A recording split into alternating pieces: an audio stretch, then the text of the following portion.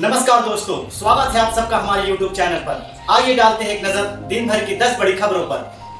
18वीं लोकसभा का पहला सत्र 24 जून से, स्पीकर का चुनाव मुख्य मुद्दा। 18वीं लोकसभा का पहला संसद सत्र 24 जून से शुरू होगा। संसदीय कार्य मंत्री किरण रिजिजू ने बुधवार को इसकी घोषणा की। नरेंद्र मोदी और भारतीय जनता पार्टी के नेतृत्व वाली राष्ट्रीय जनतांत्रिक गठबंधन यानी एनडीए सरकार 24 जून से शुरू होकर 3 जुलाई तक चलने वाले विशेष संसद सत्र के दौरान लोकसभा अध्यक्ष का चयन करेगी। सत्र के पहले 3 दिन महत्वपूर्ण है। नवनिर्वाचित सांसद शपथ लेंगे या लोकसभा की अपनी सदस्यता की पुष्टि करेंगे। उसके बाद सदन के स्पीकर का चुनाव होगा।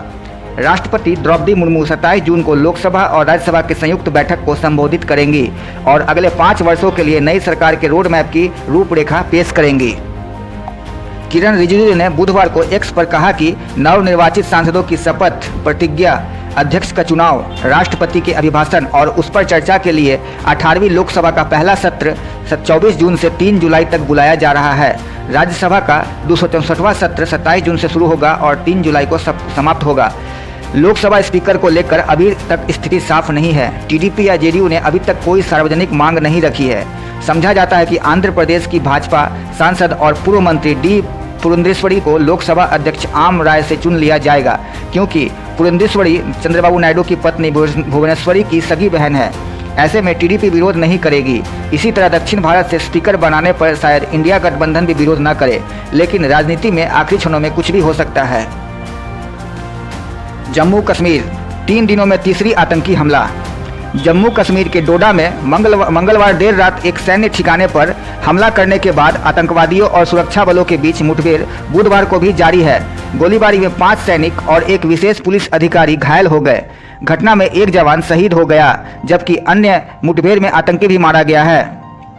कठुआ में आतंकवादियों द्वारा गोलीबारी में एक नागरिक को घायल करने और रियासी में तीर्थयात्रियों को ले जा रही बस पर गोलीबारी और उससे हुए हादसे में 9 यात्रियों की मौत के बाद जम्मू में 3 दिनों में यह तीसरी ऐसी घटना है। ताज़ा घटना में केंद्रीय रिजर्व पुलिस बल सीआरपीएफ का एक जवान शहीद हो गया, जबकि कल रात कठुआ में मुठभेड़ के दौरान एक आतंकवादी भी मारा गया। जम्मू कश्मीर के अतिरिक्त पुलिस महानिदेशक आनंद जैन आतंकवाद विरोधी अभियान की निगरानी कर रहे हैं। अतिरिक्त पुलिस महानिदेशक आनंद जैन ने बताया, आतंकवादियों ने मंगलवार देर रात डोडा के चत्तरगला इलाके में एक सैन्य ठिकाने पर पुलिस और राष्ट्रीय राइफल्स की एक संयुक्त पार्टी पर गोलीबारी की। उन्होंने बताया कि ऊंचाई वाले इलाकों में सुरक्षा बलों और आतंकवादियों के बीच मुठभेड़ अभी भी जारी है। महाराष्ट्र में शानदार जीत के बावजूद एनसीपी शरद पवार खेमे में नेताओं के बीच मतभेद उभरे। महाराष्ट्र में इस साल अक्टूबर में विधानसभा चुनाव है और उससे ठीक पहले एनसीपी शरद चंद्र पवार के 2 गुटों में जबरदस्त मतभेद उभर आए हैं। हालांकि पार्टी ने हाल ही के लोकसभा चुनाव में शानदार जीत हासिल की है। इसके बावजूद पार्टी नेताओं में मतभेद एक बड़ी चुनौती बन गया है, जिसे विधानसभा चुनाव के नजरिए से सही नहीं माना जा रहा है। लोकसभा चुनाव में एनसीपी ने 10 में से 8 लोकसभा सीटें जीती। प्रमुख विपक्षी महागठबंधन महाविकास आघाड़ी की सदस्य के रूप में सबसे ज़्यादा कामयाबी एनसीपी एसपी को मिली।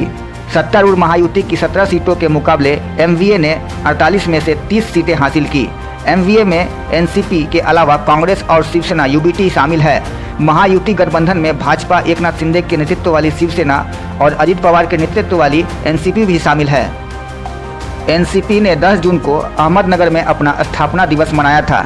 इस मौके पर शरद पवार सहित तमाम नेताओं के भाषण भी हुए, लेकिन शरद पवार के पोते और पार्टी विधायक रोहित पवार और प्रदेश अध्यक्ष जयंत पाटिल गुट ने अपने अपने भाषणों में एक दूसरे पर इशारों में तीखा हमला बोला। दोनों के भाषण से शरद पवार सहित अन्य नेता और कार्यकर्ता बहुत चिंतित दिखाई दिए, क्योंकि यह कार्यक्रम पार्टी की शानदार जीत के बाद एकजुटता प्रदर्शित करने के लिए रखा गया था। राहुल ने कहा, वाराणसी में प्रियंका अगर लड़ जाती तो पीएम 2-3 लाख वोटों से हार जाते। राहुल गांधी ने कहा है कि यदि उनकी बहन प्रियंका वाराणसी से चुनाव लड़ जाती तो प्रधानमंत्री मोदी चुनाव हार जाते। अयोध्या में बीजेपी का हार का जिक्र करते हुए राहुल ने कहा कि प्रधानमंत्री मोदी वाराणसी में जैसे तैसे जीते हैं। प्रधानमंत्री मोदी ने वाराणसी सीट से करीब 1.5 लाख वोटों से जीत दर्ज की है। लोकसभा चुनाव 2019 में पीएम मोदी ने समाजवादी पार्टी की शालिनी यादव को 4.79 लाख वोटों से अंतर से हराया था। 2014 में प्रधानमंत्री मोदी ने अरविंद केजरीवाल के खिलाफ 3.70 लाख से अधिक वोटों के अंतर से जीत दर्ज की थी। इस बार पीएम मोदी के जीत के अंतर पर तंज कसते हुए राहुल ने कहा कि प्रियंका तो उनके खिलाफ 2 से 3 लाख वोटों से जीत जाती। वाराणसी वह सीट है जहां पर सबसे आखिरी चरण में चुनाव हुए थे। अमित शाह से लेकर बीजेपी के कई बड़े नेता चुनाव अभियान के दौरान वहां कैंप कर रहे थे। इसको लेकर सवाल भी उठे थे कि आखिर बीजेपी को इतनी कसरत की क्यों जरूरत पड़ी। इस पर दावा किया गया था कि वे जीत का अंतर 10 लाख वोट करने के प्रयास में हैं। जब चुनाव नतीजे आए तो पीएम मोदी करीब 1.5 लाख वोटों से जीते। पीएम मोदी की जीत पर उनके खिलाफ चुनाव लड़ रहे कांग्रेस नेता अजय राय ने तंज कसते हुए कहा था कि जीत कहां है। अजय राय ने कहा था, जीत कहां है, सत्ता बल ट्रिपल इंजन है वाराणसी में। मेयर उनका, सांसद उनके, मुख्यमंत्री उनका, राज्यपाल उनके, सब प्रचार कर रहे हैं। सबके प्रचार करने के बावजूद आज 1.5 लाख से जीते और 3 घंटे तक तो काशी की जनता ने उनको पीछे रखा था। काशी के लोगों ने दिखा दिया कि उनका प्यार अपने भाई के साथ है। मोहन चरण मांझी उड़ीसा के नए सीएम, 2 उप मुख्यमंत्री भी होंगे। मोहन चरण मांझी को उड़ीसा का मुख्यमंत्री चुना गया है। 2 डिप्टी सीएम केवी सिंह देव और प्रवती परिदा को भी चुने गए हैं। मांझी 4 बार के क्योंझर से विधायक हैं। वह सरपंच पद से राजनीति में आए थे और फिर विधायक बने थे। मांझी के मुख्यमंत्री के नाम की घोषणा राजनाथ सिंह ने की। उन्होंने एक्स पर एक पोस्ट में कहा, यह घोषणा करते हुए प्रसन्नता हो रही है कि श्री मोहन चरण मांझी को सर्वसम्मति से उड़ीसा भाजपा विधायक दल का नेता चुना गया है। वह एक युवा और गतिशील पार्टी कार्यकर्ता है जो उड़ीसा में नए मुख्यमंत्री के रूप में राज्य को प्रगति और समृद्धि के मार्ग पर आगे ले जाएंगे। उन्हें बहुत बहुत बधाई। राजनाथ सिंह ने आगे कहा कि साथ ही यह भी निर्णय लिया गया है कि नए राज्य सरकार का नेतृत्व करने के लिए 2 उप मुख्यमंत्री नामित किए जाएंगे। श्री केवी सिंह देव और श्रीमती पार्वती परिदा उप मुख्यमंत्री के रूप में राज्य की सेवा करेंगे। उन्हें भी बधाई। मुख्यमंत्री के रूप में चुने गए मोहन मांझी ने 1997 से 2000 तक सरपंच के तौर पर अपना कैरियर शुरू किया था। मांझी पहली बार 2000 में क्योंझर से राज्य विधानसभा के लिए चुने गए थे। 2004 और फिर 2019 में वे फिर से चुने गए। हाल के चुनावों में उन्होंने बीजेडी की मीना मांझी को 11,577 वोटों से हराकर विधानसभा सीट अपनी बरकरार रखी थी। पिछली विधानसभा में मांझी विपक्ष के मुख्य सचेतक थे, जिन्होंने कई अहम मुद्दों पर बीजेडी सरकार को निशाने पर लिया था। संघ की नसीहत के बीच पीएम बोले, सोशल मीडिया हैंडल से मोदी का परिवार हटा ले। एनडीए की गठबंधन सरकार के गठन और एक दिन पहले ही आरएसएस प्रमुख मोहन भागवत द्वारा तीखी बयान दिए जाने के बीच अब पीएम मोदी ने सोशल मीडिया हैंडलों से मोदी का परिवार हटाने का आग्रह किया है। प्रधानमंत्री नरेंद्र मोदी ने लोकसभा चुनावों में भारत के लोगों के अटूट समर्थन के लिए मंगलवार को उनका आभार व्यक्त किया और कहा कि वे अपने सोशल मीडिया प्रोफाइल से मोदी का परिवार का नाम हटा लें। एक्स पर एक पोस्ट में पीएम मोदी ने कहा, चुनाव अभियान के दौरान पूरे भारत के लोगों ने मेरे प्रति स्नेह के प्रतीक के रूप में अपने सोशल मीडिया में मोदी का परिवार जोड़ा। मुझे उनसे बहुत ताकत मिली।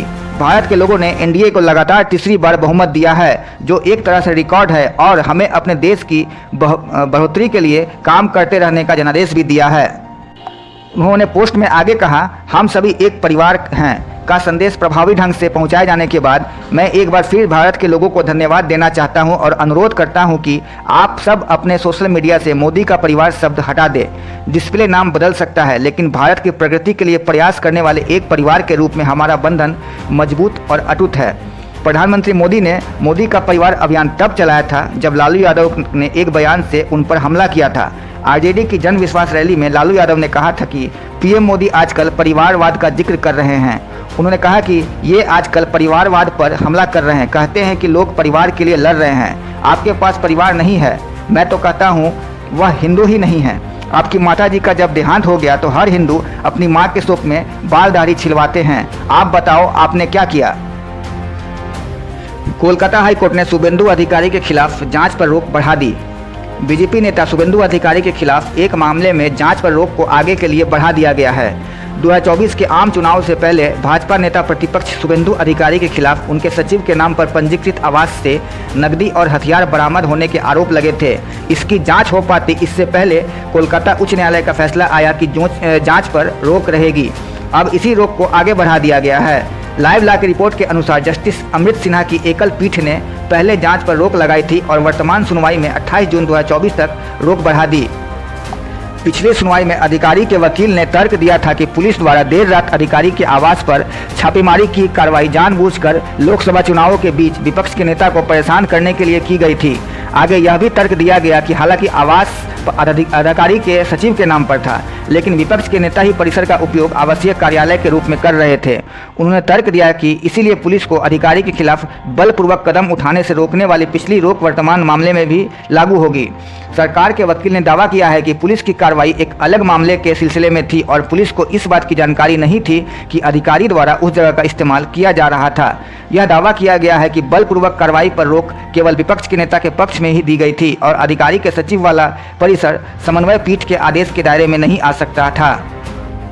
नीट मामले में सुप्रीम कोर्ट ने कहा, परीक्षा की पवित्रता भंग, लेकिन एडमिशन को रोका नहीं जा सकता। सुप्रीम कोर्ट ने मंगलवार को नीट परीक्षा में कथित धांधली पर सख्त टिप्पणी की, लेकिन उसने एडमिशन और काउंसलिंग पर रोक नहीं लगाई। सुप्रीम कोर्ट ने नीट यूजी 2024 के नतीजों को रद्द करने की मांग वाली याचिका पर केंद्र और एनटीए नेशनल टेस्टिंग एजेंसी को नोटिस जारी किया। नीट पेपर लीक होने की अदालत को चुनौती दी है, जिसे सरकार इनकार करती रही है। अदालत ने सरकार और एनटीए से कहा कि यह इतना आसान नहीं है, क्योंकि आपने यह किया है। परीक्षा की पवित्रता प्रभावित हुई है, इसलिए हमें जवाब चाहिए। हालांकि अदालत ने शिवांगी मिश्रा बनाम नेशनल टेस्टिंग एजेंसी और अन्य की याचिका पर काउंसलिंग पर रोक लगाने से इनकार कर दिया।